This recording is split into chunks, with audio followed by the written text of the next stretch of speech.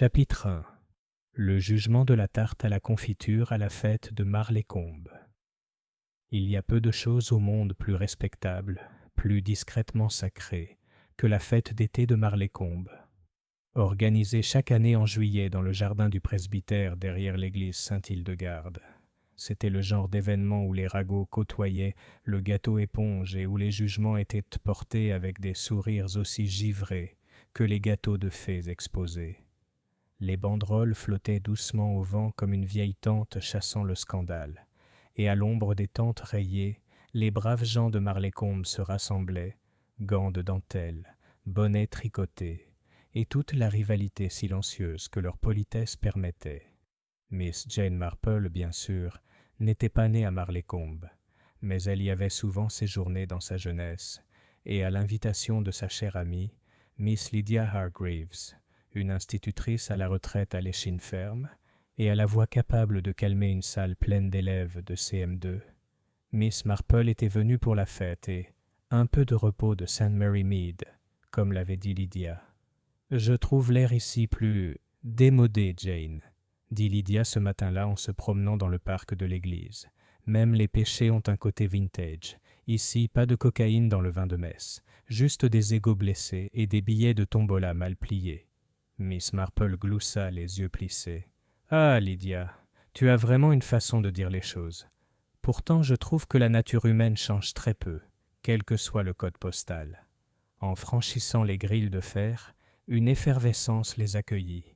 Les enfants se précipitaient entre les stands, les doigts collants et la bouche pleine de confiture. L'Institut des femmes avait déjà pris sa place imposante sous la tente à thé, et l'odeur des scones, du linge réchauffé par le soleil et des roses du jardin embaumaient l'air. Tout était comme il se devait, ordonné, agréable et doucement compétitif. À 11 heures précises, le révérend Peabody sonna la clochette en laiton pour annoncer le début du grand jury des tartes à la confiture. Une affaire bien plus sérieuse qu'il n'y paraît aux yeux des profanes. La rumeur disait qu'il y avait eu quelques incidents l'année dernière, impliquant des accusations de pâtisserie achetées en magasin. Cette année, l'attention couvait sous les nappes à carreaux Vichy. La juge, une femme corpulente aux lunettes pointues nommée Madame Eunice Bladderwick, se penchait sur chaque entrée comme un chat inspectant le plat d'un concurrent. Il y avait 27 tartes en tout, disposées sur des assiettes blanches numérotées. Pâtes feuilletées, glaçage à la framboise, et même une tarte à la rhubarbe osée, même si cela était évoqué avec désapprobation. On pouvait se permettre du chutney peut-être, mais pas des tartes à la confiture. Miss Marple, quant à elle, s'était installée avec une modeste tasse de thé à une table pliante à côté de la pelouse de croquet, observant tout avec l'attention tranquille de quelqu'un qui savait à quelle vitesse les choses agréables pouvaient se dénouer. « Regarde ça, Jane, » dit Lydia en sirotant son thé. « La garniture du numéro 14 coule dans la croûte. Ce serait disqualifié, croyez-moi. »« Ça me rappelle un peu le gâteau aux groseilles de Madame Lambert, » dit Miss Marple d'un air absent. Celui qu'elle a présenté au concours de pudding de St. Mary Mead, juste avant que son mari ne soit arrêté pour vol de fonds de la bibliothèque. Les bords étaient déjà assez détrempés. Lydia haussa un sourcil. « Vous vivez dans un village vraiment passionnant. » Avant que Miss Marple puisse répondre, un cri perçant trancha la paix de la tente. Il était aigu et ténu, comme le cri d'un oiseau sur qui on marche. Les têtes se tournèrent, les chaises raclèrent. Une fille, peut-être 10 ou 11 ans, se tenait au bord de la table de cuisson, les yeux écarquillés d'horreur. Elle pointa un doigt tremblant. « Il y a des os dedans !» s'écria-t-elle. Il y eut un instant de silence. Puis la tente entière sembla s'agiter. Les gens se précipitèrent. Madame Bladderwick laissa tomber son bloc-notes, et quelqu'un cria « Ne touchez à rien !» Miss Marple se leva discrètement et se faufila jusqu'à la table. Une foule s'était massée autour de la tarte numéro 9, un spécimen plutôt appétissant, recouvert d'une épaisse couche de confiture de prune et joliment glacée. Et pourtant, juste à côté de la croûte, dépassant légèrement, se trouvait quelque chose de pâle, très pâle. « Reculez tout le monde !» aboya l'agent Rupert Linley, un jeune homme plus moustachu que raisonnable. « Personne ne doit bouger. Madame Blatterwick, avez-vous vu qui a amené cette tarte ?» Madame Blatterwick semblait défaillante. « J'avais le nom sur ma feuille, mais je l'ai laissé... » « Pas besoin, » dit une voix sèche sur le côté. « Celle-là est à moi. Ou du moins, elle vient de ma cuisine. » C'était Madame Agnès Cotterill, la plus redoutable matrone de Marlécombe. Veuve du défunt entrepreneur Georges Cotterill, elle tenait chaque année l'étal de la boulangerie avec l'efficacité d'un intendant et le charme d'une éponge mouillée. Elle s'avançait maintenant, les bras croisés, la bouche figée comme du ciment. « C'est ma copine Sally qui l'a fait hier matin. Elle est un peu lente, remarquez, mais elle sait se servir d'un rouleau à pâtisserie. On fait toujours des prunes, jamais des os. »« Où est cette Sally ?» demanda l'agent Linley en clignant des yeux. « À la maison, avec une toux, » renifla Agnès. « Elle n'est pas vraiment du genre à faire rentrer des squelettes dans une tarte, si. » Miss Marple s'était rapprochée un peu, sans intervenir mais en observant, toujours en observant. « Puis-je » demanda-t-elle doucement en désignant la tarte d'un signe de tête. Linley hésita. « Je suppose, mais ne touche à rien. » Elle regarda attentivement, ajustant ses lunettes. La croûte n'était que partiellement cassée. L'os, si c'était bien cela, était sorti de sous la garniture, probablement pendant le tranchage. Il était trop petit pour un os de poulet et trop déformé.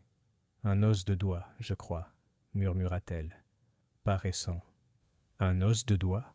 répéta quelqu'un derrière elle. Des hoquets de surprise résonnèrent. « Extrait de la terre, » ajouta-t-elle. « Pas frais. Vous voyez la décoloration ? Et pas de sang. Ça ne vient pas du boucher. » Il y eut un silence assez lourd pour briser un moule à tarte. L'agent Linley avait l'air mal à l'aise. « Vous voulez dire que c'est... humain ?» Miss Marple se redressa. « Je pense plutôt que oui, et si c'était cuit dans la tarte, c'était probablement caché dans la farine ou le sucre, quelque chose tamisé dans un moule, pas quelque chose délibérément placé à la vue de tous. » Agnès parut indignée. « Sachez que nous gardons tous nos moules propres. Sally ne cuisinerait jamais avec un produit qu'elle n'aurait pas inspecté. »« Oui, » dit Miss Marple doucement, « mais les gens voient ce qu'ils s'attendent à voir. Une boîte de farine est une boîte de farine, jusqu'à ce qu'elle ne le soit plus. » La voix de Lydia résonna à voix basse. « Dis donc, Jane, des os dans une tarte, c'est nouveau, même pour toi. » Miss Marple ne répondit pas immédiatement. Elle observait la tarte, la tente, les gens, observait comment certains se penchaient, d'autres reculaient. La culpabilité et la peur arboraient de multiples visages. « Un os ne rentre pas tout seul dans un moule, » dit-elle enfin. « Quelqu'un l'a mis là, ou quelqu'un espérait qu'on ne le retrouverait pas. » Et sur ces mots, la fête, si soigneusement décorée et brodée de banderoles, sombra dans une panique silencieuse. Le soleil brillait encore et le thé était encore chaud, mais Marlécombe n'était plus seulement un village endormi. C'était, comme Miss Marple le savait trop bien, un village avec un secret enfoui dans la farine et la confiture. Chapitre 2. La fille qui tousse et la boîte qui disparaît. Le cottage Cotterill se dressait juste au-delà de la place du village, une modeste maison à 2 étages à la peinture écaillée, au portail tordu et aux rideaux de dentelle qui frémissaient à la vue des visiteurs. Le genre de maison, songea Miss Marple en approchant avec Miss Hargreaves, où les secrets mûrissent plus vite que le thé. Il s'est avéré que Sally Cotterill n'était pas au lit avec une toux. Elle était dans le jardin, assise sur un tabouret de traite, en train de décaper la rouille d'un vieux moule à tarte avec une brosse métallique, l'air lasse et concentré. C'était une jeune femme d'environ 23 ans, aux traits ronds et pâles, avec une épaisse tresse couleur paille mouillée. Son expression était douce, ses manières timides. Elle leva les yeux lorsque les dames franchirent le portail, mais ne se leva pas. « Tu dois être Sally, » dit gentiment Miss Marple. « On ne voulait pas déranger. C'est seulement ta mère qui a dit que tu étais malade. » « Elle dit ça parce qu'elle ne veut pas que je sois impliquée, » répondit Sally sans hésitation. Sa voix était douce mais posée. Elle disait que c'était mieux pour moi de rester en dehors de tout ça. Mais bon, elle dit beaucoup de choses. Mademoiselle Hargreaves fronça les sourcils. N'est-ce pas vous qui avez préparé la tarte aux prunes pour la fête hier?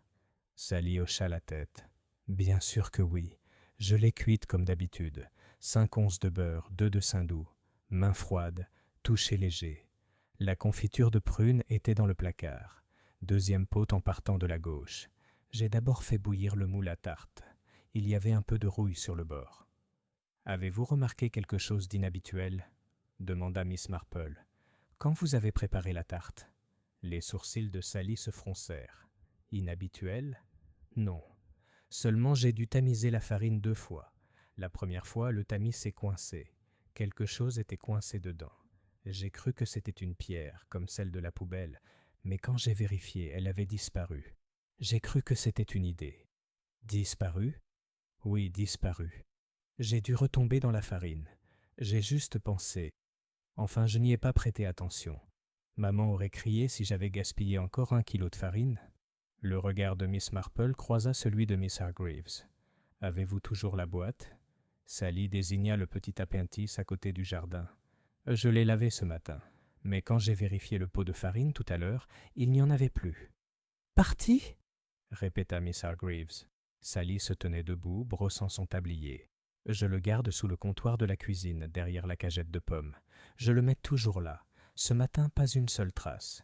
J'ai demandé à maman. Elle a dit qu'elle n'y avait pas touché. » Miss Marple serra les lèvres. « On pourrait y jeter un œil ?» Dans la cuisine, tout était conforme à ce qu'on pouvait attendre d'une maisonnée modeste et bien entretenue. Sol en toile cirée, évier en émail ébréché, et four qui avait vieilli lors du couronnement de George V. Miss Marple se pencha près de la cagette de pommes et passa la main sur le parquet éraflé. Pas une trace de poussière de farine, pas une tache blanche, pas même une légère odeur d'amidon. « Il n'est pas parti tout seul, » dit Lydia les bras croisés. « Non, » dit doucement Miss Marple, « quelqu'un ne voulait pas qu'on le retrouve. » Ils prirent congé peu après, remerciant Sally et lui adressant des mots gentils. Dehors, l'air du village était un peu plus lourd. « Je n'aime pas ça, » murmura Lydia en marchant. « Une boîte de farine disparue, un os dans une tarte, et maintenant cette pauvre fille pourrait être blâmée. »« Elle ne le sera pas, » dit Miss Marple. « Du moins, pas par la police. Ils sont plutôt séduits par la nouvelle théorie du jeune monsieur Peabody. » « Lequel est ? » Sally a volé l'os dans un restaurant local et a pensé que ce serait amusant de le faire cuire dans une tarte pour faire une farce. Lydia haleta. « C'est ridicule. »« Oui, » acquiesça Miss Marple d'un ton léger. « C'est précisément pour cela que je suis curieuse. » Lorsque les 2 femmes revinrent au cottage de Lydia, sur Elderberry Lane, le village était en effervescence. La nouvelle de la tarte aux os s'était répandue plus vite que la confiture de mûre. Les spéculations flottaient dans l'air comme un nuage de sucre glace. À la boutique du village, on a entendu M. Tremble dire « Croyez-moi, c'est ce satané archéologue. Il fouille toujours les tombes. » À la poste, mademoiselle Pénélope Gaskin a émis l'hypothèse qu'il s'agissait d'un rituel païen, très à la mode ces temps-ci, avec tous ces londoniens. Et au pub, quelqu'un a murmuré que Sally Cotterill avait l'air de quelqu'un qui parle aux fantômes. Miss Marple écoutait, ni ouvertement, ni indiscrètement. Mais son ouïe était aussi fine que ses aiguilles à tricoter, et sa mémoire, disait souvent Lydia, était une sorte de registre personnel. Cet après-midi-là, elle rédigea un petit mot et l'envoya à vélo au révérend Peabody. On y lisait simplement « Auriez-vous l'amabilité de vous renseigner auprès du docteur Mortlake, l'archéologue local, pour savoir s'il possède des spécimens disparus, des ossements humains en particulier. Cordialement, J.M. » Elle a reçu une réponse à l'heure du thé. Le docteur Mortlake est à Bath pour la semaine. Son assistant, M. Timble, surveille le site. Aucun os n'a disparu, pour l'instant. Cordialement, Pépé. Pourtant, répéta Lydia en lui rendant le mot, ça n'inspire pas vraiment confiance. Non, répondit Miss Marple, mais cela restreint le champ des possibles. Ce soir-là, une petite réunion eut lieu à la sacristie de Sainte-Hildegarde. L'agent Linley l'avait demandé sous prétexte de rassurer les villageois, mais la plupart soupçonnèrent qu'il s'agissait d'un prétexte pour étaler son autorité et sa moustache. Miss Marple et Lydia étaient assises au deuxième banc. Madame Cotterill était là aussi, les lèvres pincées, les bras croisés, Sally visiblement absente. Beaucoup d'autres personnes étaient représentes. Monsieur Tremble, les sœurs Gaskin, le jeune Timothy Beale, qui tenait la librairie, et même Madame Haverstock, qui ne fréquentait jamais rien sans y servir du sherry. L'agent Linley s'éclaircit la gorge. Comme beaucoup d'entre vous le savent, un objet suspect a été découvert lors de l'évaluation du concours de pâtisserie. Nous prenons l'affaire au sérieux. Il n'y a pas lieu de paniquer. L'os est en cours d'analyse à Melchester. « Est-ce humain » a crié quelqu'un. « Je ne peux pas le confirmer » a déclaré Linley, même s'il semblait mal à l'aise. Madame Cotterill se leva. « Vous accusez ma fille, parce que je ne le tolérerai pas. »« Personne n'est accusé, » répondit Linley rapidement. « Pas encore. Cependant, je vous rappelle que falsifier les informations sur les aliments est une infraction grave. »« Et cuire des restes humains ne l'est pas, » murmura quelqu'un. Miss Marple, toujours silencieuse, toujours vigilante, se pencha vers Lydia et murmura « Aucune mention du pot de farine manquant. »« J'ai remarqué, » dit Lydia d'un ton sombre. « Tu crois que quelqu'un à la réunion l'a pris ?»« Je pense, » dit Miss Marple, « que quelqu'un voulait que la tarte soit mangée sans éveiller les soupçons, et cela ne s'est pas produit. »« Et maintenant la boîte a disparu pour cacher le reste des preuves ?» Miss Marple hocha la tête, les yeux rivés sur Madame Cotterill, qui fixait tout le monde, sauf elle-même. « Agnès Cotterill, » murmura-t-elle. « Son défunt mari était entrepreneur, n'est-ce pas ?» Lydia hocha la tête. « Un petit gars. Il a installé le toit de la bibliothèque. Il est mort il y a 5 ans. Pourquoi ? Parce que les constructeurs enterraient des choses. Les fondations comme les pots de farine. Plus tard, dans la nuit, dans le bruissement des vieux arbres et des nuages argentés, Miss Marple était assise dans la chambre d'amis, son carnet ouvert sur les genoux. Une minuscule lampe à huile scintillait à côté d'elle, projetant de longues ombres sur le papier peint fleuri. Elle a noté « L'os n'est pas frais, tarte faite par Sally, mais non trafiquée sciemment. » Une boîte de farine a disparu, après sa découverte. Madame Cotterill nie toute connaissance. Trop vite. Site de fouilles à proximité. Exclu pour le moment. Un mari constructeur. Une vieille maison. Une tombe anonyme. Et puis, presque comme une réflexion après coup, elle ajouta « À qui profite la découverte d'un os, ou son maintien dans l'ombre ?» Elle a souligné cette dernière question à 2 reprises, car d'après la longue expérience de Miss Marple, les morts bougeaient rarement sans raison, et les os ne se glissaient pas simplement dans les tartes. Chapitre 3.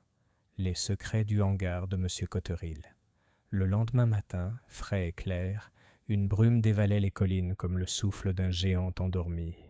À Marlécombe, la routine habituelle reprit, ou presque. Les bouteilles de lait tintaient sur les pas des portes.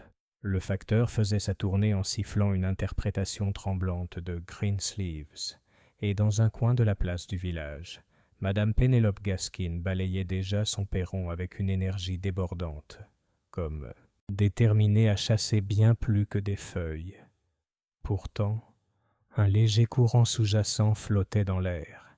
Il courait juste sous la surface, une tension presque palpable, comme le silence avant le sifflement d'une bouilloire. Un os humain dans une tarte à la confiture avait déstabilisé même les commères les plus endurcis de Marlécombe. Miss Marple s'était levée tôt, comme toujours, vêtue d'un élégant cardigan bleu marine et de ses Richelieu de voyage. À la table du petit déjeuner, Lydia Hargreaves, savourant son toast, regardait par-dessus son journal avec un léger froncement de sourcils. « Sais-tu ce qui me trouble, Jane ?» dit-elle finalement. « Tout le monde parle de cette nana, mais personne ne se demande comment un os humain est arrivé si près. Comme s'il croyait que les vieux squelettes faisaient partie intégrante de la vie du village. » Miss Marple plia soigneusement sa serviette. « Les gens ont un talent extraordinaire pour rationaliser ce qui les met mal à l'aise. Ils se disent bien que c'est une blague, un malentendu ou le résultat d'une mauvaise hygiène, tout sauf ce que c'est en réalité. Un message. Lydia haussa un sourcil. Un message? Oh oui, dit Miss Marple. Pas aux villageois, peut-être, mais à quelqu'un. Et celui qui l'a placé voulait qu'il soit découvert, un jour ou l'autre. Elle sirota son thé. J'aimerais faire une promenade avant que la matinée ne soit trop chaude, peut-être le long de Chapel Lane. Lydia la regarda. C'est le chemin où la maison Cotterill donne sur le vieux chantier. C'est vrai, dit Miss Marple avec un petit sourire satisfait.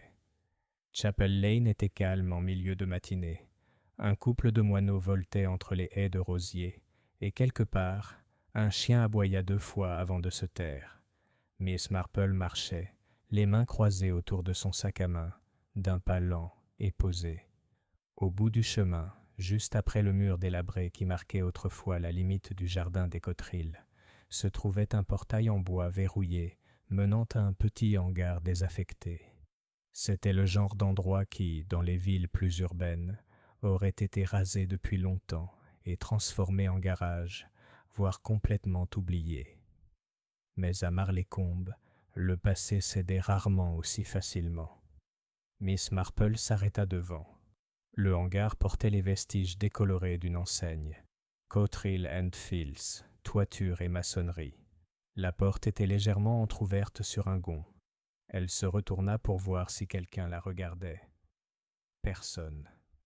D'un pas prudent, elle traversa le bord du jardin et regarda à l'intérieur. L'odeur la frappa d'abord. Du vieux bois, de l'huile, de la rouille et quelque chose en dessous, terreux, sec, l'odeur d'une poussière restée longtemps intacte.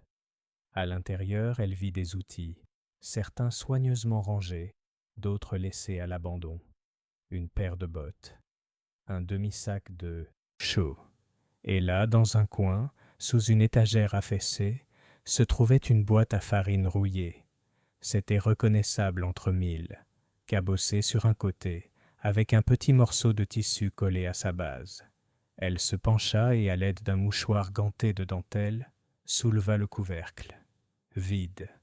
Mais le résidu était de la farine, indéniablement, accrochée au métal comme des fantômes. Et autre chose, une légère tache rougeâtre au fond. Pas du sang, pensa-t-elle. De la rouille? Non, de la poussière de briques. Vous cherchez quelque chose, Miss Marple? Elle se retourna calmement. Agnès Cotterill se tenait dans l'embrasure de la porte, les bras croisés, un torchon sur l'épaule. Son visage était un masque, mais son regard trahissait l'inquiétude. « Je faisais une promenade matinale, » dit Miss Marple d'un ton aimable. « Quelle belle journée pour se remémorer d'anciens lieux. J'espère ne pas avoir été importunée. »« C'est un terrain privé, » dit brièvement Agnès. « Tout à fait. Je n'aurais pas dû entrer sans y être invitée. J'ai simplement été frappée par le nom sur la pancarte. C'était l'entreprise de votre défunt mari, n'est-ce pas ?» Agnès serra les lèvres. « Oui. Georges a construit la moitié des cheminées de ce village. Un homme utile dans un endroit comme Marlécombe. J'imagine qu'il gardait toutes sortes d'objets ici. Des outils, peut-être même des débris de chantier, briques, tuiles, plâtre. » Agnès ne dit rien. Miss Marple sourit gentiment. « A-t-il déjà travaillé au presbytère ?»« Réparation du toit en 48, » dit Agnès prudemment. « Et la salle paroissiale en 51. Pourquoi ?»« Oh, sans raison, » répondit Miss Marple d'un ton léger. « Je me souviens seulement d'une affaire, il y a longtemps maintenant, où un entrepreneur avait caché quelque chose d'assez horrible sous une marche en pierre. Il a fallu 15 ans pour le découvrir, et seulement parce qu'un chien s'était mis à creuser. » Le visage d'Agnès se contracta. « J'espère que vous trouverez ce que vous cherchez, » dit-elle sèchement. « Maintenant, si ça ne vous dérange pas. » Miss Marple baissa la tête. « Bien sûr. » En s'éloignant, elle ne se retourna pas, mais elle savait absolument qu'Agnès Cotterill n'avait pas simplement trouvé le pot de farine dans le hangar. Elle avait maîtrisé là. Plus tard dans l'après-midi, Miss Marple rendit discrètement visite au jeune agent Linley. Elle le trouva au bureau de la gendarmerie du village, penché sur une machine à écrire. l'air déterminé d'un homme qui n'avait pas entièrement confiance en elle. « Ah, Miss Marple, dit-il en se levant maladroitement. « Et la tarte, vous voulez dire. On vient de recevoir le rapport médico-légal. L'os est bien humain. De la main, pense-t-il, de femme, âgée de plusieurs décennies. Comme c'est fascinant, dit doucement Miss Marple. J'imagine que vous vous demandez comment il a atterri dans la cuisine de Madame Cotterill. Linley se gratta la tête. On a fouillé la maison. Rien d'autre de suspect. Mais si c'est elle qui a fait ça, pourquoi laisser la tarte à la vue de tous? Elle ne l'a pas fait, dit Miss Marple. Elle pensait qu'il serait mangé, que personne ne trouverait l'os. Linley cligna des yeux. Mais pourquoi ferait-elle ça? Elle n'est pas folle tout de même. Non, répondit Miss Marple, mais désespérée peut-être. Elle se pencha légèrement en avant. Dites-moi, vous souvenez-vous de la mort de M. Cotterill? Une crise cardiaque, n'est-ce pas, il y a 5 ans, dans son sommeil. Miss Marple hocha lentement la tête. Et avant cela, vous souvenez-vous d'avoir déjà parlé d'une jeune femme nommée Alice Penwell? Linley secoua la tête. Non. Devrais-je le faire? Elle a travaillé brièvement pour les Cotterill. Femme de ménage, la vingtaine. Disparue en 1953. On dit qu'elle était partie épouser un soldat canadien. Sauf que personne ne l'a jamais vue partir. Le visage du gendarme pâlit. Vous pensez... Je pense, dit doucement Miss Marple, qu'Agnès Cotterill a peut-être cuit plus que du pain dans cette cuisine. Le soir, Marleycombe était devenu inhabituellement calme. Miss Marple revint chez Lydia avec un carnet rempli de croquis, le pot de farine, les résidus rouges, l'agencement du hangar. Lydia, pâle et abattue, apporta un plateau de scones et fit remarquer « Il y a des meurtres dans ce village, Jane, de vrais meurtres, pas seulement ceux dont on murmure au pub. »« Oui, » répondit Miss Marple, « et je crois qu'il est y resté inconnu pendant plus de 2 décennies. » Elle a posé une photographie sur la table, décolorée, déchirée sur les bords. « Alice Penwell, » dit-elle, « une fille disparue, qui n'avait plus de mère pour la pleurer, qui est devenue peut-être gênante. Pensez-vous que M. Cotterill? Peut-être. Ou peut-être qu'il l'a découvert et n'a rien fait. Ou peut-être que c'était Agnès depuis le début. Mais quelqu'un a enterré un corps, et quelqu'un d'autre essaie de le déterrer, un os à la fois. Lydia frissonna. Qui? Miss Marple regarda vers la fenêtre, où le crépuscule s'installait comme la poussière sur les toits. C'est ce que j'ai l'intention de découvrir ensuite, dit-elle.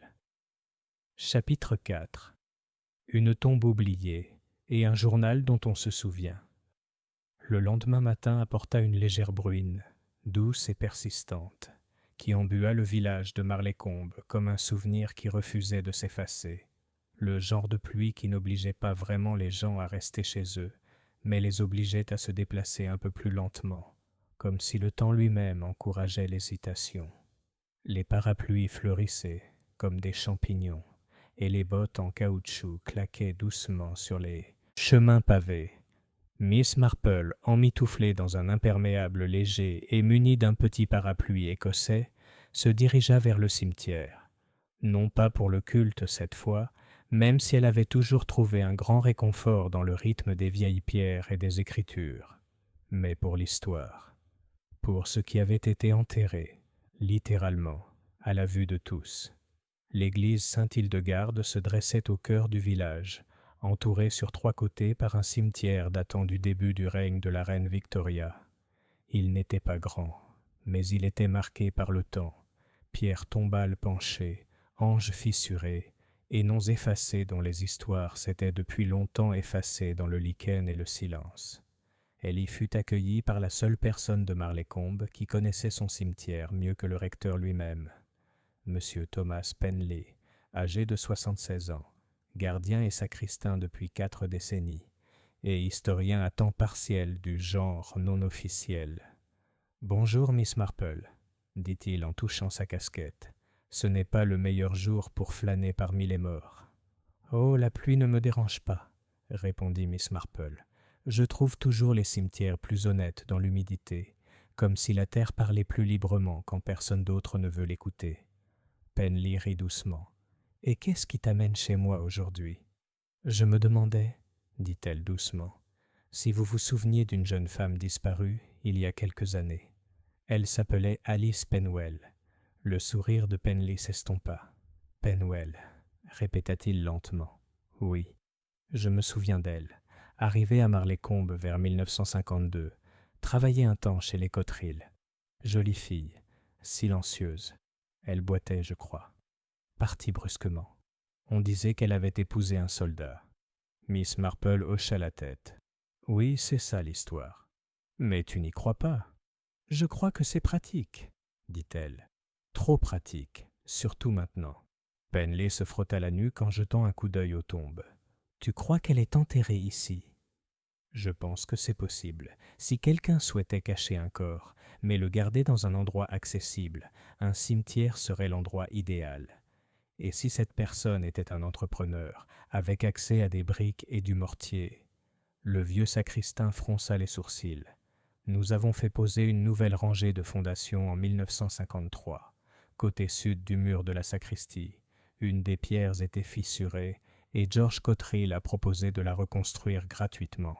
Il a dit que c'était un don à la mémoire de son père. »« Comme c'est noble de sa part, » dit Miss Marple d'une voix calme. Penley hésita. « Tu crois qu'il a utilisé la réparation pour recouvrir une tombe ? » « Je pense que nous devons garder l'esprit ouvert jusqu'à ce que nous en sachions plus. » Il y eut un long silence. La pluie murmurait sur les pierres et un corbeau croassa au loin. Finalement, Penley dit « J'ai tenu un registre d'inhumation. Pas officiel, juste mes propres notes. Des repères sur des cartes, des croquis personnels. Si quelque chose avait été ajouté sans inscription appropriée, nous pourrions trouver une incohérence. » Miss Marple sourit doucement. « Monsieur Penley, vous êtes un trésor. » Plus tard dans la journée, Miss Marple était assise dans la bibliothèque du presbytère, le registre ouvert devant elle. Lydia l'avait rejointe, toujours sceptique mais de plus en plus perturbée. « Tu crois vraiment que quelqu'un a enterré un corps sous de fausses fondations ?» demanda Lydia en scrutant les lignes d'encre nettes et délavées. « Il y a des précédents, » répondit Miss Marple, « et les constructeurs, comme les magiciens, comptent sur la distraction et la précision. Poser une pierre là où un corps a été placé n'est pas difficile, surtout si on coule le béton soi-même. » Lydia frissonna. « Mon Dieu !» Mademoiselle Marple désigna un plan de la limite sud de l'église. Ici, la parcelle 49. Vide sur le plan de Penley, mais sur la copie de l'église, elle est indiquée comme occupée par une certaine Madame Eunice Cotterill, décédée en 1919. Pourtant, M. Penley insiste sur le fait que cette parcelle n'a jamais été ouverte. Lydia se pencha. Donc le nom a été ajouté plus tard, ou falsifié, et peut-être choisi délibérément. Eunice était la mère de George Cotterill, n'est-ce pas? Un nom que le clergé ne remettrait pas en question. Mais Eunice a été enterrée dans le Sussex. Je me souviens avoir lu l'avis dans le Télégraphe. Lydia expira lentement. Ça veut dire que quelqu'un a créé une fausse sépulture. Miss Marple hocha la tête, pour en cacher un vrai. Ce soir-là, tandis que les réverbères à gaz s'allumaient le long des ruelles étroites de Marleycombe et que l'odeur de fumée de bois s'échappait des cheminées des cottages, Miss Marple retourna à la maison Cotterill, cette fois avec un objectif plus délicat que la collecte de preuves. Sally a ouvert la porte. Elle avait l'air nerveuse, tenant un torchon et regardant derrière elle. « Maman est au magasin, » murmura-t-elle. « Tu ne devrais pas venir ici. » Miss Marple sourit. « Je voulais juste te parler d'Alice Penwell. » Les yeux de Sally s'écarquillèrent. « Je ne sais pas grand-chose. Elle était là avant moi. Mais j'ai vu son nom, dans un livre, le vieux journal de papa. Je l'ai trouvé au printemps dernier, caché dans la remise, derrière les pots de peinture. Tu l'as toujours ? » Sally hésita. Puis elle disparut à l'étage et revint quelques minutes plus tard, avec un petit volume relié en cuir, craquelé au dos et effiloché au coin. Miss Marple s'est tournée vers les entrées de 1952-1953. Un passage m'a particulièrement marqué. 17 avril. Alice se plaint à nouveau d'être malade. Agnès dit que c'est juste le stress. Je n'y crois pas. J'ai vu la lettre. Le bébé est de lui. Si elle le dit à quelqu'un, tout s'écroule. Agnès dit qu'elle s'en chargera. Mais j'ai peur de ce que ça signifie. Un autre. 2 mai. La fille est partie. Agnès dit qu'elle est partie sans un mot. Mais les bottes sont toujours près de la porte. Sa valise aussi. Je n'arrive pas à dormir. Et encore un. 5 juin. Pose de la pierre. Agnès a pleuré après. Je lui ai dit que ce serait un calvaire. Elle a dit « Mieux vaut être sous l'église que dans les journaux ». Miss Marple ferma le journal, le visage pâle mais composé. « Ce n'est pas juste une preuve », murmura-t-elle. « C'est un aveu. » Le lendemain, mademoiselle Marple se rendit directement au commissariat et remit le journal entre les mains de l'agent Linley. Sa bouche bougea plusieurs fois avant qu'un son ne sorte. « C'est étonnant. »« C'est aussi dangereux, » dit Miss Marple. « Si Agnès Cotterill soupçonne sa fille de m'avoir donné ce journal, elle risque de désespérer. Elle a longtemps vécu avec ce secret. Ceux qui enfouissent la vérité pendant des années ne la livrent pas de leur plein gré. Je vais devoir informer l'inspecteur de Melchester. Cela dépasse mes compétences. »« Oui, » répondit Miss Marple. « Mais d'abord, il faut sécuriser la tombe. » À la fin de la semaine, l'église Sainte-Hildegarde fut discrètement bouclée, sous prétexte de problèmes de fondation. Penley apporta son aide aux autorités. Une équipe d'experts médico-légaux exhuma les fondations sous la parcelle 49. Ils l'ont trouvé là, ce qui restait d'Alice Penwell. Des fragments de tissu, 2 boucles d'oreilles en or et un os cassé de sa jambe gauche, précisément à l'endroit où la vieille fille marchait en boitant. Et autre chose. Un crucifix rouillé, serré dans son poing, pressé contre sa poitrine, comme si, même en mourant, elle priait pour qu'on se souvienne d'elle. Miss Marple observait de loin, sous son parapluie, le visage solennel. Ce n'était ni une vengeance ni une punition qu'elle recherchait. C'était simplement la vérité et une chance pour les oubliés de retrouver leur nom. Chapitre 5. La panique silencieuse de Madame Cotterill. Marleycombe a changé après l'ouverture de la tombe. Pas en apparence, bien sûr. Les magasins ouvraient toujours à 9 heures. Le curé souriait toujours aux passants. Et le courrier arrivait, comme toujours, légèrement humide. Mais il y avait un changement subtil dans la façon dont les gens marchaient, dans la façon dont les conversations s'interrompaient, dès qu'une ombre franchissait le pas d'une porte. Le village, observa Miss Marple, était en deuil, mais pas pour les morts. C'était le deuil de l'illusion de la paix. La découverte des restes d'Alice Penwell sous les fondations de la parcelle 49 a provoqué un tollé dans la communauté. Il n'y a eu aucune intrusion de la presse, ni aucun titre dans le journal. Daily Mail, aucun fourgon de police ne venait troubler la paix. L'inspecteur Burrow de Melchester était arrivé discrètement, les chaussures cirées et les questions efficaces. Mais la vérité avait déjà commencé à perler comme la pluie à travers un toit de chaume. À la fin de la semaine, tout le monde savait. Une jeune fille avait été enterrée sous le mur d'une église. Pas pendant les guerres, pas il y a des siècles, mais en 1953. Et le nom qui résonnait dans toutes les rumeurs était Cotterill. Agnès Cotterill, autrefois considérée comme une femme acerbe mais respectable, devint une figure à la fois crainte et sujette au commérage. Les femmes qui partageaient autrefois les bancs avec elle au WI traversaient désormais la rue à son approche.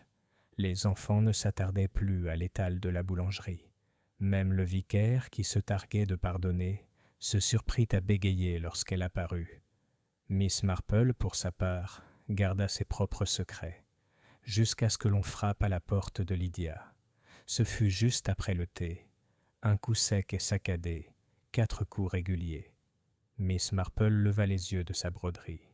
Lydia, sirotant encore son Darjeeling, fronça les sourcils et reposa sa tasse.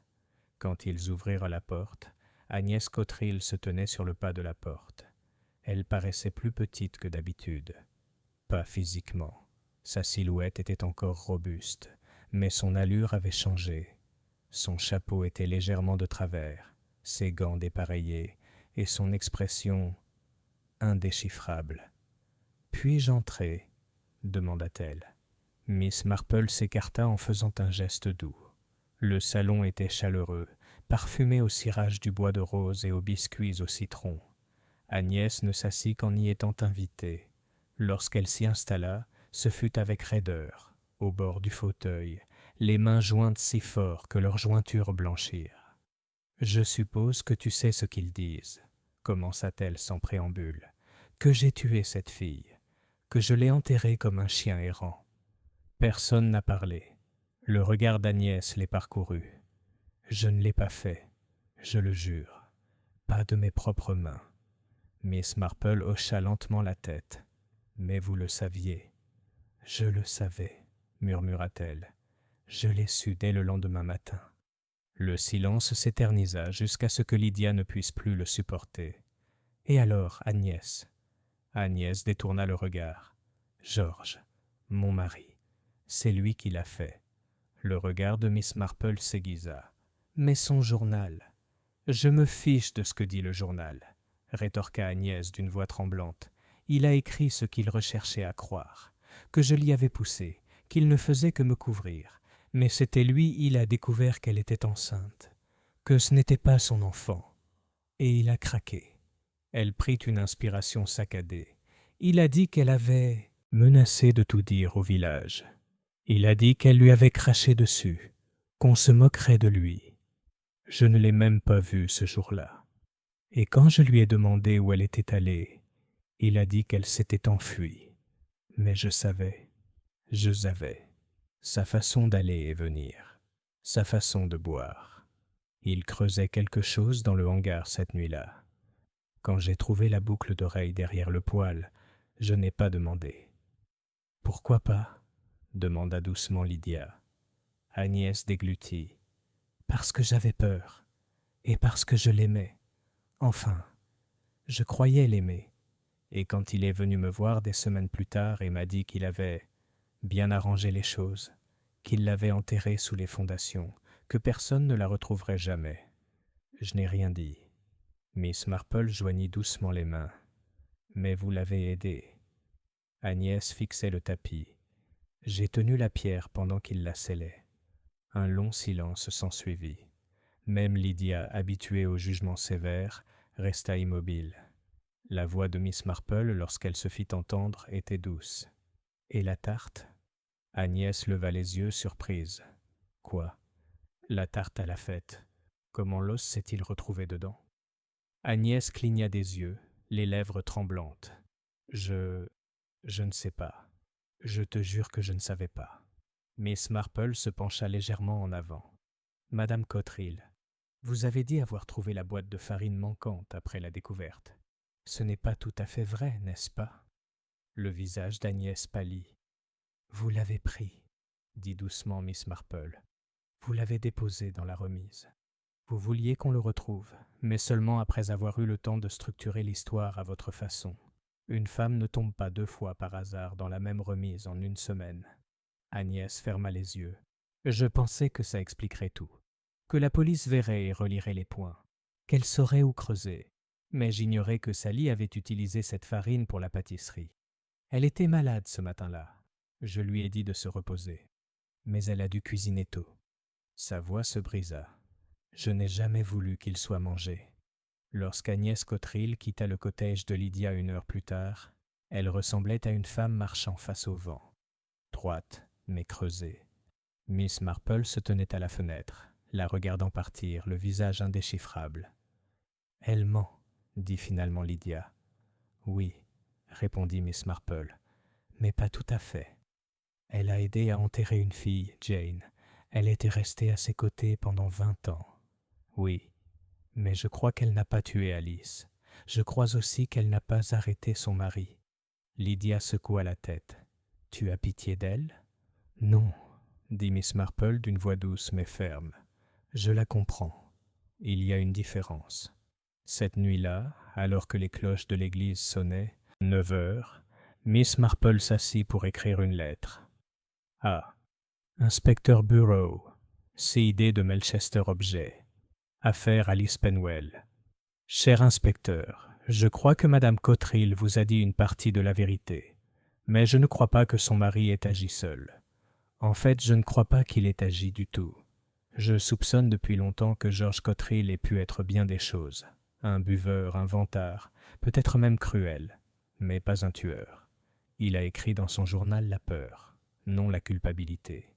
Agnès, je crois, l'a manipulé, lui et l'histoire. Je vous demande, discrètement, d'enquêter sur les déplacements d'Agnès au printemps 1953. En particulier d'interroger Madame Edna Ville, qui travaillait à côté à l'époque. Elle a mentionné, il y a longtemps, avoir entendu un cri provenant du jardin de Cotterill un soir de mai. Je ne crois pas qu'elle l'ait signalé. Certaines femmes enterrent leurs secrets en silence, d'autres dans des boîtes de farine. Cordialement, Jane Marple. Le lendemain, l'inspecteur Burrow a confirmé que Madame Ville, aujourd'hui âgée de 88 ans et résidant dans une maison de retraite, se souvenait bien avoir entendu un cri. Elle avait cru qu'il s'agissait d'un chat. Elle a dit en avoir parlé à Agnès le lendemain, et Agnès lui a répondu que ce n'était rien. Personne ne l'a jamais remise en question. Jusqu'à maintenant. Chapitre 6. L'homme au grand livre falsifié. Bien que les rumeurs de Marleycombe s'accrochaient encore à Agnès Cotterill comme du lierre sur la pierre, Miss Marple ne s'intéressait pas à l'opinion des villageois. Les ragots, avait-elle toujours dit, étaient comme de la fumée. Ils tourbillonnaient et s'accrochaient à tout ce que le vent touchait. Mais la vérité, la vraie vérité, exigeait une quête plus constante. Et ainsi, un jeudi matin humide de rosée et du parfum de la lavande de fin d'été, Miss Marple partit avec ses gants, son carnet et un nouveau fil à tirer. Elle allait rendre visite à un homme nommé Neville Belvedere. Il n'était pas originaire de Marleycombe, ni un membre particulièrement apprécié de la communauté. Il vivait seul dans une ancienne écurie au bord de Willow Lane, derrière l'ancien bureau du constructeur de Marleycombe, une maison à ossature bois de 2 pièces ayant appartenu à George Cotterill lui-même. Bellwether avait travaillé pour Cotterill & Son jusqu'à la fermeture de l'entreprise en 1955. Comptable de formation, il était resté au village, devenant plus tard homme à tout faire et conseiller fiscal à temps partiel pour ceux qui étaient trop fiers pour se rendre à Melchester. Il avait l'œil vif, toujours impeccablement vêtu de tweed marron, et possédait la fâcheuse manie de se souvenir exactement de ce que les gens avaient payé, acheté, emprunté ou dû, même 30 ans plus tard. Miss Marple se souvenait parfaitement de lui, lors d'une garden party en 1958. Il lui avait offert un verre de limonade et lui avait fait une remarque sur les variétés de roses, étrangement précise et totalement spontanée. Elle ne l'avait pas oublié.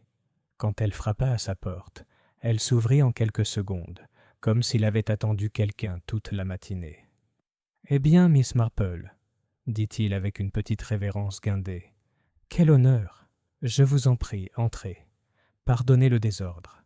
J'ai réorganisé mon classement. » Miss Marple entra, ses yeux s'habituant à une pièce remplie de hauts placards en bois, de plans roulés et d'étagères garnies de registres reliés de cuir vert et rouge délavé. Ça sentait le camphre, l'encre et le papier humide, et derrière tout cela se tenait Neville Bellwether, lunettes scintillantes, moustache soigneusement peignée et regard bien trop avide. « Vous avez tenu vos registres, » observa-t-elle en souriant faiblement. « Je ne jette jamais rien, Miss Marple, surtout pas les chiffres. Les morts peuvent mentir, mais les chiffres, rarement. » Elle inclina la tête. « C'est exactement ce que j'espérais. » Ils étaient assis l'un en face de l'autre à un bureau chargé de reçus jaunis. Bellwether sortit 2 tasses de thé et une boîte de sablé avec une précision quasi militaire. Lorsque Miss Marple refusa le biscuit, il cligna des yeux, peut-être blessé, puis ouvrit un tiroir de ses doigts délicats. « Je suppose que vous êtes ici à propos de la fille, » dit-il. « Alice Penwell, oui. » Il hocha la tête, les lèvres pincées. « Pauvre petite, j'ai toujours dit qu'elle n'était pas du genre à s'enfuir. Les filles discrètes ne disparaissent pas pour l'aventure. Elles disparaissent parce que quelqu'un veut les voir partir. Miss Marple remua son thé. Vous la connaissiez? Bellwether marqua une pause, seulement en passant. Elle apportait parfois des sandwichs de la boulangerie, à l'époque où Madame Cotterill la laissait sortir faire des courses. Un jour, elle m'a demandé si les livres étaient difficiles à lire. Je lui ai dit que cela dépendait des chiffres. Miss Marple laissa planer le silence. Vous souvenez-vous de quelque chose d'étrange dans les contes de cette époque, 1952-1953? Il se rassit. C'est drôle que tu poses cette question. Je me souviens que George Cotterill était nerveux en avril 1953. Je suis arrivé un matin et il déchirait des pages d'un carnet. Juste les premières pages, remarquez, mais quand même, ça ne lui ressemblait pas. George était maladroit dans la vie, mais méticuleux dans ses notes. Est-ce ce qu'il a expliqué? Il a dit que les travaux à l'église avaient dépassé le budget, que le ciment avait coûté plus cher que prévu. Mais je me souviens m'être demandé « Pourquoi mentir ?» Les églises ne vérifient pas les reçus. Miss Marple sourit. « Et vous, qu'avez-vous fait ?» Bellwether ouvrit un tiroir et en sortit une chemise étroite reliée par une ficelle. « J'ai fait une copie du registre, au cas où. »« Tu l'as gardé tout ce temps ?»« Oh oui, » dit-il avec une expression qui n'était pas sans rappeler la fierté. « On ne sait jamais quand la justice frappera. » Le registre était simple et net. Colonnes de chiffres, date et annotation de la main soignée de Bellwether. Mais dans la marge d'une entrée d'avril, Miss Marple remarqua quelque chose d'étrange. Fondation sud de l'église, 12 sacs de ciment, 4 briques supplémentaires, un plaque de cercueil, rayé. Une assiette de cercueil? Demanda-t-elle. Bellwether ajusta ses lunettes. C'est ce qui m'a intrigué. On n'installait pas de tombe. Pourquoi acheter une plaque funéraire? Miss Marple ferma lentement le carnet. Et George avait-il l'habitude de noter ses achats exceptionnels? Bellwether haussa les épaules, seulement par crainte d'être interrogé à ce sujet plus tard. Je pense qu'il espérait que cette inscription ferait passer cela pour un accident, une confusion administrative. Mais ça m'a toujours marqué. Miss Marple se pencha en arrière. Et que s'est-il passé ensuite? Bellwether hésita. L'entreprise a fait faillite en 2 ans. George est devenu distrait. Il s'est disputé avec Agnès au chantier. Je l'ai entendu plus d'une fois. Elle voulait qu'il prenne plus de travail. Il a dit qu'il n'en pouvait plus. Puis, il est tombé malade. En 1956, il était un fantôme. Miss Marple ferma son carnet. « Monsieur Bellwether, vous m'avez été d'une grande aide. Je ne vous retiendrai pas plus longtemps. » Il se leva et l'escorta jusqu'à la porte. « Si je puis me permettre, Miss Marple, les gens ont peur des squelettes dans les placards, mais ils oublient qu'ils ne restent pas toujours dans les placards, surtout pas sous un béton de mauvaise qualité. » Alors qu'elle retournait dans le village, Miss Marple retournait les mots dans sa tête. Une plaque de cercueil, rayée, non réclamée. Quelqu'un avait déployé de grands efforts pour simuler les rites d'un enterrement digne de ce nom, ne serait-ce que symboliquement. Cela indiquait une certaine culpabilité. Mais de qui? Elle s'arrêta sur le terrain vert où quelques enfants jouaient au ballon, leur rire perçant la morosité qui avait plané sur le village toute la semaine. Non loin de là, Sally Cotterill était assise sur un banc, les bras croisés. Miss Marple s'approcha doucement. « Tu es absent depuis longtemps, » dit-elle. Sally leva les yeux. « C'est mieux qu'à l'intérieur. Tout sent la confiture et la pourriture. » Il y eut une pause. « Crois-tu qu'elle a vraiment été enterrée dans le cimetière toutes ces années ?» demanda Sally. « Pendant tout ce temps où je passais devant elle ?»« Oui, » dit doucement Miss Marple. « Mais elle n'était pas s'oublier, seulement réduite au silence. » Les yeux de Sally s'emplirent de larmes. « Je n'avais jamais voulu que la tarte. »« Je sais, mais tu as intégré la vérité dans quelque chose que les gens étaient censés avaler sans se poser de questions. Ce n'est pas rien. Je ne l'ai pas fait exprès. Non. Mais parfois, la vérité choisit sa propre voie. » Sally hocha la tête en s'essuyant les yeux.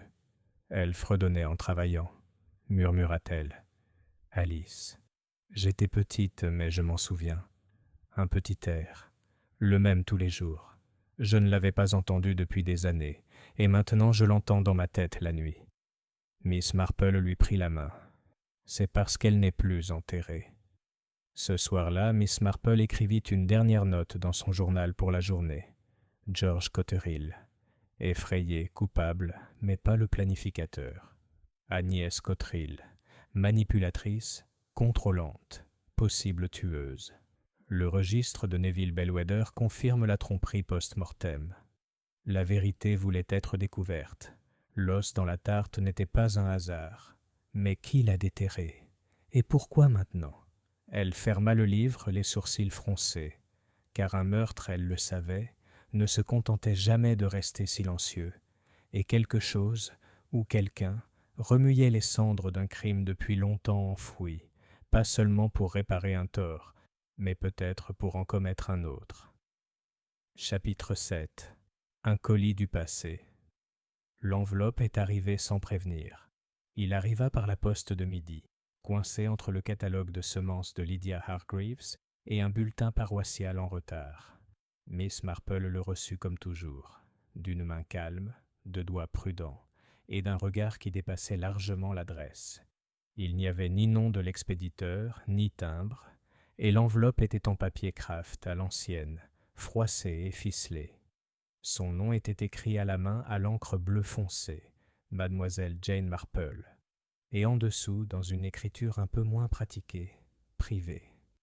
Elle ne l'a pas ouvert immédiatement. Au lieu de cela, elle l'a emmené dans le salon, l'a placé sur la table à côté de sa tasse de thé, et l'a regardé pendant une minute entière.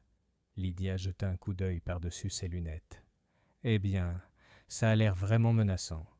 Ouvre-le avant que je perde mon sang-froid. » Miss Marple dénoua la ficelle, en fendit le haut avec un couteau à beurre et en sortit une simple feuille de papier pliée, usée, légèrement jaunie et sentant vaguement l'eau de lavande. Ses yeux la parcoururent une fois, puis plus lentement. Elle n'a rien dit pendant un long moment. « Alors ?» demanda Lydia. « On te fait chanter ou on te recrute ?» Miss Marple lui passa le journal. On pouvait y lire. Elle n'a crié qu'au troisième coup. Il était alors trop tard. Georges était sorti. J'étais seul. J'ai nettoyé le couteau. J'ai caché le sang. Et j'ai enterré le reste là où personne ne penserait à regarder. Je pensais que le silence durerait éternellement. Mais les os ne restent pas enfouis. Pas vraiment. Je la vois dans la farine. Je l'entends dans le tic-tac du four. Je la goûte dans chaque bouchée de prune. Je suis prêt maintenant. Si vous lisez ceci, je suppose que vous le savez déjà. Mais cette fille méritait que quelqu'un lui dise la vérité. Pas le village, juste vous. Et c'est... Il n'y avait aucune signature au-delà des initiales, mais aucune n'était nécessaire. Lydia expira. Agnès Cotterill. Miss Marple hocha la tête une fois, mais quelque chose n'allait pas. Ce n'était pas la confession. Miss Marple s'y attendait depuis des jours. Mais le timing... Agnès n'est pas du genre à laisser des aveux par la poste, murmura-t-elle. Elle contrôle les récits, même maintenant. Si elle avait voulu que cela soit connu, elle aurait attendu la police. Elle leur aurait fait entendre sa version. « Tu penses donc qu'elle ne l'a pas envoyé ?» demanda Lydia. « Je pense que quelqu'un d'autre l'a envoyé de son nom. » Elle regarda à nouveau l'enveloppe, cette fois à la lumière de la lampe. Le papier portait une légère tache de graisse dans un coin, un biscuit ou de l'huile peut-être, et un léger fil rose s'accrochait au rabat. « Un fil de cuisine », murmura-t-elle. « Pas des gants d'Agnès. » Lydia haussa les sourcils. « Tu crois que c'était Sally ?» Miss Marple ne dit rien, mais son silence était une confirmation. Sally Cotterill n'avait pas quitté la maison de la matinée. Plusieurs voisins l'avaient remarqué. Les volets de la boulangerie étaient restés tirés. Les bouteilles de lait de la veille étaient toujours intactes sur le perron. Miss Marple et Lydia la trouvèrent dans le salon, blottie dans un fauteuil, les bras autour des genoux, les yeux fixés sur la cheminée froide. Les rideaux étaient à moitié tirés, et la pièce sentait le sucre brûlé, et quelque chose de plus âcre en dessous. Une odeur âcre de métal calciné. Lorsqu'ils entrèrent, elle ne broncha pas. Elle leva simplement les yeux cerclés de rouge, et dit « Je l'ai envoyée ». Miss Marple était assise à côté d'elle. Je l'ai trouvée dans sa commode, pliée dans la poche de son tablier. Je ne pense pas qu'elle fait voulu le poster. Non, répondit doucement Miss Marple. Elle ne l'a pas fait. Sally renifla. Mais il fallait le savoir. Elle n'allait pas le dire à la police. Elle n'arrêtait pas de dire. C'était une grâce, pas un crime, que la fille avait menacé de tout gâcher. Elle secoua la tête, la voix crispée. Mais Alice n'a rien gâché. C'est maman qui l'a fait. Lydia s'avança. Tu le savais? J'ai toujours savais, dit doucement Sally. Pas quand j'étais petite. Mais en grandissant, je me suis souvenu de certaines choses. Alice me tenait la main. Elle fredonnait des chansons. Et puis un jour, elle était partie. Et maman était en colère pendant des semaines. Elle a frotté le sol avec du vinaigre pendant des heures. Miss Marple prit la main de la jeune fille. « Tu as eu du courage de poster cette lettre. »« Je n'ai pas été courageuse, » murmura Sally. « J'étais fatiguée. » Miss Marple retourna au cottage de Lydia dans la lumière déclinante de l'après-midi avec une profonde lassitude qui semblait s'accrocher à elle comme du brouillard. Elle était assise dans son fauteuil habituel, les mains jointes, et regardait l'horloge tourner. Lydia apporta du thé, comme elle le faisait toujours, et une assiette de biscuits aux amandes qu'aucun d'eux ne toucha. « Tu crois que la police croira la lettre ?» demanda Lydia doucement. « Ils peuvent l'accepter, » répondit Miss Marple. « Mais la croyance est une autre affaire. Sans confession vivante, la loi préfère les faits concrets. Signature, témoin. Et Sally ? Sally ne sera pas poursuivie, pas pour avoir posté une lettre, sauf si Agnès tente de dénoncer un faux. Ce qu'elle ne fera pas. » Lydia expira. « Et maintenant ?» Les yeux de Miss Marple se dirigèrent lentement vers la fenêtre, où les ruelles du village se transformaient en ombres crépusculaires. « Maintenant, » dit-elle. « Nous attendons. » Ce soir-là, à 8h30 précises, une agitation s'est produite sur Chapel Lane. Un cri, puis un autre, plus fort, un appel à l'aide, et puis le bruit sourd et précipité de bottes sur la pierre. Miss Marple était déjà à la porte lorsque l'agent Linley est arrivé à vélo, le visage pâle, le souffle court. « C'est Madame Cotterill, » dit-il. « Elle est évanouie. Il y a du sang. » Lydia halta. Miss Marple était déjà en train de mettre ses gants. Ils trouvèrent Agnès Cotterill sur le sol du salon. Elle était encore en vie, à peine. Sa respiration était superficielle, sa peau cireuse. Une coupure sur sa tempe saignait lentement, ruisselant le long de sa mâchoire. À côté d'elle se trouvait une tasse de thé brisée. « Du poison ?» demanda Linley d'une voix rauque. Miss Marple examina la tasse, puis la théière. « Non, » dit-elle, « elle est tombée. La coupure vient de la grille de la cheminée. Mais sa respiration, quelque chose ne va pas. » Un flacon de somnifère était ouvert sur le buffet, à moitié vide. Linley parut bouleversé. « Elle a essayé d'en finir ?» Miss Marple hocha la tête une fois. « Elle n'est pas morte, » dit Lydia. « On devrait appeler une ambulance. »« Je l'ai déjà fait, » dit Linley. « Ils arrivent. » Miss Marple baissa les yeux vers la femme allongée par terre. Agnès Cotterill, matriarche, manipulatrice, gardienne de secrets, n'était plus la silhouette raide de la table du WI. Elle était une silhouette affaissée, au bord de la mort, ses secrets étant enfin plus forts que son contrôle. « Elle a attendu trop longtemps, » murmura Miss Marple. Lydia leva les yeux. « Pour avouer ?»« Non, » dit Miss Marple, « pour changer. » Le lendemain, le village vibrait à nouveau. Agnès Cotterill avait survécu, mais de justesse. Elle fut emmenée à l'infirmerie de Melchester sous surveillance. Les somnifères avaient provoqué une surcharge hépatique. La blessure à la tête lui avait laissé une perte temporaire de la parole. La police l'a interrogée la semaine suivante. Elle n'a rien dit. Personne ne pouvait dire s'il s'agissait d'un acte de défiance ou d'un acte de violence. Mais son silence scella son destin. Sally, désormais seule occupante du cottage, rouvrit l'étal de la boulangerie le mardi suivant. Elle vendait des galettes d'avoine et des brioches aux prunes, et ne parlait que si on lui adressait la parole. Mais le village avait changé. Les gens lui souriaient désormais. Il ne traversait plus la rue. Miss Marple lui rendit visite une fois de plus cette semaine-là. Elle acheta un scone et laissa un petit brin de lavande enveloppé d'un ruban sur le comptoir. Aucun mot n'a été échangé. Mais le geste disait tout. Ce soir-là, Miss Marple s'assit à nouveau avec Lydia, le feu rougeoyant chaleureusement, la semaine passée s'installant enfin dans ses os. « C'était une meurtrière, » dit Lydia. « Mais c'était aussi une mère. » Miss Marple hocha la tête. « Parfois, ces deux choses sont identiques. Et parfois, être l'une rend aveugle à l'autre. » Lydia soupira. « Tu crois que c'est fini ? » ?»« Non, » dit doucement Miss Marple. « Seulement fermé, comme la porte d'un four. » Chapitre 8. Thé et questions silencieuses. À la fin de la semaine, le soleil d'août revint à Marlécombe, filtrant à travers le lierre et le chèvrefeuille, comme si rien de scandaleux n'avait jamais passé sous sa lumière. Les moineaux se chamaillaient sur les rebords de fenêtres. Le vicaire prêchait sur la guérison des blessures, spirituelles et autres, et le village retrouva en apparence son rythme habituel. Mais pas pour Miss Marple.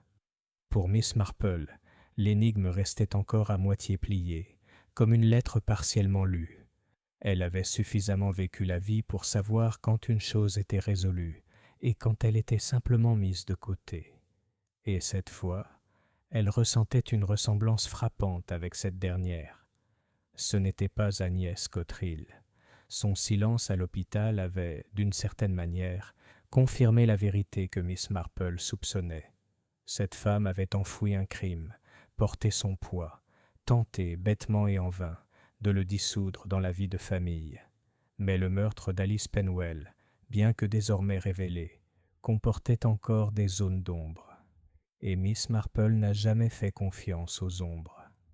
Elle était assise ce matin-là avec le révérend Peabody dans le jardin du presbytère, sirotant son thé avec une élégance prudente, tandis que le vieil homme regardait dans sa boîte à biscuits, clairement déçu de n'y trouver que des digestifs. « J'espérais ces petits tourbillons viennois, » murmura-t-il. « Il faudra les demander à Madame Crimmins dimanche prochain, » dit mademoiselle Marple avec un léger sourire, « ou lui proposer une anecdote en échange. »« Mon Dieu !» soupira Peabody. « Je n'ai que des sermons, et ils ne m'ont jamais fait gagner une pâtisserie. » Ils restèrent assis en silence pendant un moment, le jardin bourdonnant d'abeilles. Puis Miss Marple prit la parole. « Vous souvenez-vous d'une certaine Madame Penwell, la mère d'Alice ?» Le révérend fronça les sourcils. « Vaguement. Elle n'était pas très impliquée dans la paroisse, originaire de Little Bassington, si ma mémoire est bonne. Alice était sa seule fille, une fille très réservée. Est-ce qu'elle est partie brusquement ? Oui, juste après la disparition de la fille. Elle a dit qu'elle ne supportait plus le village. Elle a tout laissé derrière elle. Le cottage a été loué pendant des années, puis vendu. Triste affaire. Et y a-t-il eu une enquête au sujet d'Alice ? Peabody secoua la tête. Pas officiellement. Les Cotterill disaient qu'elle s'était enfuie avec un homme. La guerre venait tout juste de se terminer, bien sûr. Tant de filles épousaient des Américains ou des Canadiens. Personne ne posait de questions. « Personne d'autre que George Cotterill, » murmura Miss Marple. « Oui, eh bien, certains hommes portent la culpabilité dans leur poche. D'autres laissent leurs femmes la porter à leur place. » Miss Marple sirota son thé. Et certains essaient de le lui rendre. Petit à petit. Cette pensée la suivit dans la ruelle. Miss Marple le retournait encore et encore, l'os dans la tarte. Ce n'était pas Agnès qui l'avait planté. C'était une femme d'acier, mais pas d'ironie, ni à vrai dire de subtilité. Agnès Cotterill aurait caché l'os, détruit la boîte de farine et réprimandé Sally pour avoir même frôlé le scandale. Alors qui avait mis l'os dans la farine ? Pas Sally. Miss Marple en était désormais convaincue. Son innocence ne résidait pas dans ce qu'elle disait, mais dans ce qu'elle ne pouvait expliquer. Le journal qu'elle avait remis, la lettre qu'elle avait postée, c'étaient des aveux. Elle n'avait pas écrit, mais quelqu'un l'avait fait. Ce qui a amené Miss Marple au cas curieux de George Cotterill, mort depuis 5 ans, un bâtisseur, un buveur, un lâche peut-être, mais un homme dont les dernières années furent marquées par le déclin et le remords. Et elle soupçonnait maintenant un plan inachevé. Cet après-midi-là, Miss Marple retourna au cottage de Neville Bellwether sur Willow Lane. Il la reçut avec la même politesse impeccable et un jeu de registre neuf. « Je pensais que tu reviendrais, dit-il. La vérité n'arrive pas d'un coup. Parfois, elle envoie des cartes postales. » Miss Marple sourit. « Et parfois, ça envoie des os dans la pâtisserie. » Bellwether gloussa. « Ah oui, la recette la plus macabre de Marleycombe. » Ellie s'assit en face de lui. « Monsieur Bellwether, puis-je vous poser une question particulière ?»« Certainement. » George Cotterill a-t-il déjà parlé d'exhumation ? La question le surprit visiblement. Il cligna des yeux. « Tu veux dire creuser quelque chose en haut ? » ?»« Oui. » Bellwether se rassit lentement. Il a mentionné, une fois, en terminale, qu'il avait parlé de corriger une erreur. Il avait bu, et je l'aidais à régler des factures. Il a dit « La terre ne garde pas de secret, pas éternellement. » Je pensais qu'il était sérieux. « Mais tu penses maintenant que ça voulait dire Alice ?» Bellwether hocha la tête. « Cela expliquerait les livraisons irrégulières. » « Des livraisons ? Oui. Environ 6 mois avant sa mort, il a commandé un nouveau sac de chaux. Et des gants de travail, et une de ses pelles pliantes. » Miss Marple fronça les sourcils. « Il les a utilisés ? » ?»« Aucune idée. Je ne les ai jamais revus. » Elle retourna à Elderberry Lane à un rythme plus soutenu que d'habitude. George avait l'intention de découvrir le corps. C'était désormais clair. Peut-être que la culpabilité l'avait finalement rattrapé. Peut-être que savoir qu'Alice était restée sous terre, sous l'église, était devenu insupportable. Ou, plus probablement, il avait craint que Sally n'apprenne un jour la vérité. Mais s'il avait essayé de récupérer les os, il avait échoué. Où l'avait-il fait ? Elle se souvient des mots de Sally. « Je pensais que c'était une pierre, mais quand j'ai vérifié, elle avait disparu. » La farine avait été altérée, non pas par une jeune fille négligente ou un meurtrier cherchant à se faire connaître, mais par quelqu'un qui en avait récupéré un fragment, peut-être tombé, peut-être stocké, peut-être perturbé lors d'une exhumation ratée, et l'avait accidentellement laissé retomber dans le pot de farine. Et plus tard, quand Sally a fait cuire la tarte, le passé a été servi. Miss Marple se tenait immobile au bord du green, l'image complète se formant dans son esprit. George Cotterill avait tenté de récupérer les restes d'Alice, discrètement, avec un air coupable. Il avait réussi à en perturber une partie, mais la mort l'avait empêché de se confesser, et quelqu'un autre, avait su. Parce que personne ne perd un os de doigt humain dans un moule à pâtisserie. Pas par hasard. Ce soir-là, alors que le soleil disparaissait derrière les haies, Miss Marple se retrouva assise face à l'agent Linley. Cette fois, ce n'était pas pour lui présenter des preuves, mais des hypothèses. « Tu penses que George a retiré l'os ?» demanda Linley. « Ou du moins, il a essayé, » dit Miss Marple. « Et peut-être l'a-t-il caché dans la remise. Mais il ne s'en est jamais débarrassé. Peut-être espérait-il le rendre, ou le rapporter à la police et avouer un jour. Mais la mort l'a trouvé avant. Et puis quelqu'un d'autre a trouvé l'os ? Oui, quelqu'un qui nettoyait, ou qui fouinait. Quelqu'un qui l'a ensuite remis dans le pot de farine, par peur, par colère ou par confusion. » Linley fronça les sourcils. « Mais qui ferait ça ?» Miss Marple se pencha en avant. « C'est bien la question, n'est-ce pas ? Parce que la personne qui a déplacé cet os n'est peut-être pas coupable de meurtre, mais elle sait peut-être exactement qui est. » Plus tard dans la soirée, Miss Marple alluma un petit feu et s'assit près de lui avec son carnet. Ses pensées étaient désormais claires, froides même, détachées. Elle a écrit « George a essayé de se racheter. Échec. Agnès a gardé le secret. Elle a construit le mensonge. » Sally entendait des murmures, mais elle était trop jeune. Quelqu'un d'autre a déplacé l'os. non pas pour dénoncer le meurtre, mais pour avertir. Elle écrivit une dernière ligne plus lentement. Il y a une autre personne dans ce village qui a toujours connu, et ils attendent que Miss Marple arrête de poser des questions. Elle a fermé le livre. Elle rendrait visite à cette personne demain. Mais ce soir, elle laissa le feu crépiter doucement dans l'âtre, et imagina le son d'une fille fredonnant dans une cuisine oubliée depuis longtemps, sa mélodie s'élevant maintenant comme de la fumée. Chapitre 9. La veuve au bord du chemin. Miss Marple croyait aux instincts, non pas à l'instinct sauvage et animal, mais à ceux qui surgissent après des années d'observation, d'écoute et de délicatesse, remarquant les fines fissures du sourire. Et une personne à Marlécombe avait, dès le début, souri un peu trop souvent, et au mauvais moment. Madame Prudence Trask. Elle vivait seule dans une jolie maisonnette en planches, juste à côté de la vieille forge, avec un jardin devant la maison rempli de pivoines et un chat noir nommé Quince. Veuve depuis 20 ans, Prudence était connue pour ses compositions florales, ses opinions acerbes et son habitude d'être présente là où personne ne l'attendait, comme derrière le chapiteau à confiture lors de la fête, ou à s'attarder près de la haie arrière des Cotterill, juste avant l'arrivée de la police. « Elle est inoffensive », avait dit un jour Lydia. « Elle est intéressée », avait corrigé Miss Marple. « Et l'intérêt, ma chère, n'est jamais sans motif. » Le vendredi matin, juste après le passage de la camionnette de l'épicier, Miss Marple enfila son cardigan vert, choisit un gâteau au citron dans le garde-manger de Lydia et se dirigea vers le petit portail soigné de Madame Trask. Elle ne croyait pas que Madame Trask était une meurtrière, mais elle était tout à fait certaine que la femme savait quelque chose. « Oh, Miss Marple !» s'écria Prudence en ouvrant la porte. « Comme c'est charmant! Entrez, s'il vous plaît.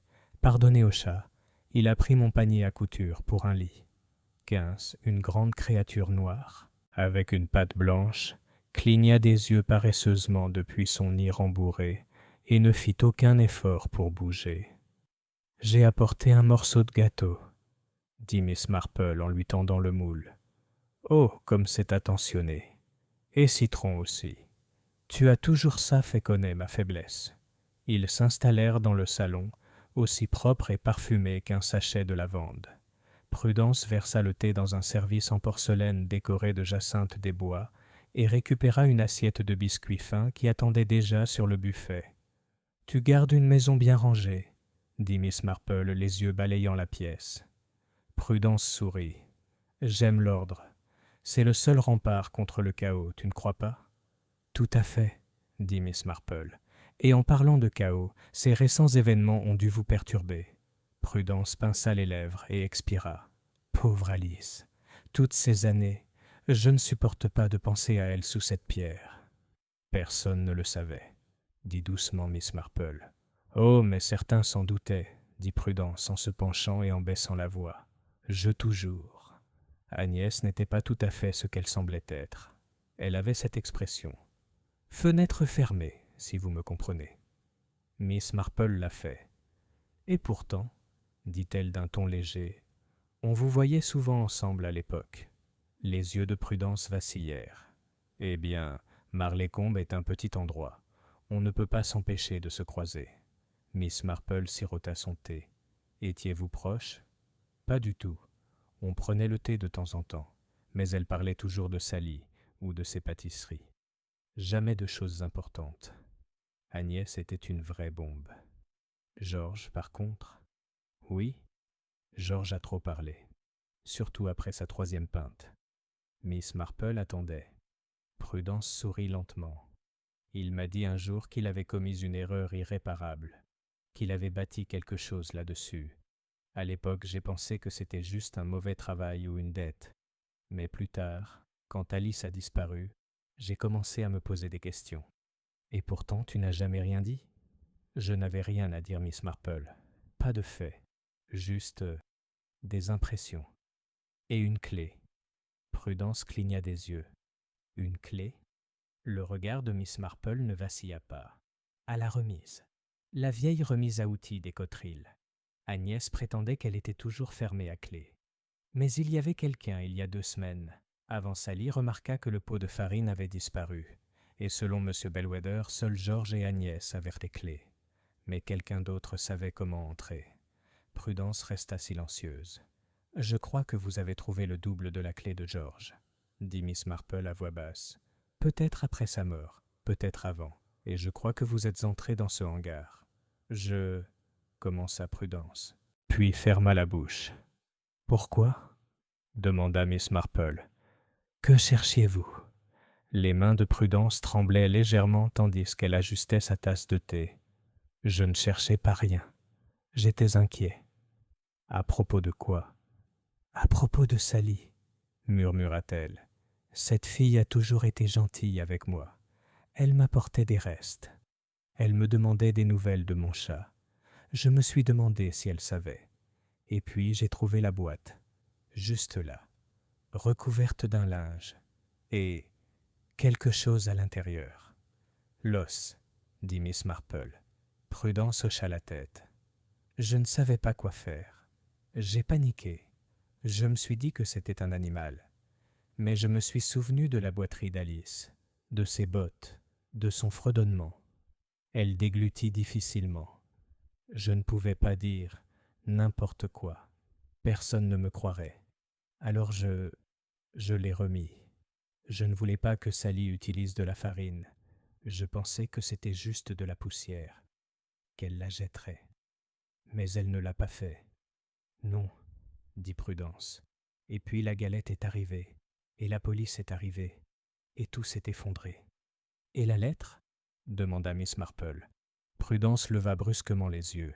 Quelle lettre ? Celui qu'Agnès avait écrit.